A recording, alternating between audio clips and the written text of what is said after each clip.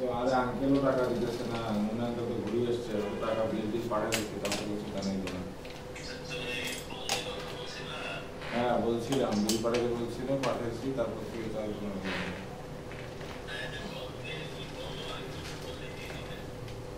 আচ্ছা ঠিক আছে, কিন্তু এখন আমার এখন এই সাপোর্টটা দিতে পারবে কিনা সেটা বল।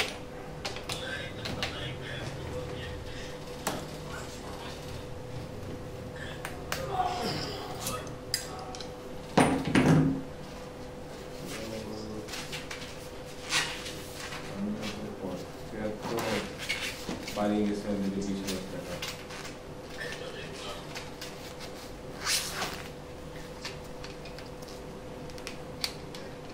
ঠিক আছে, কোনো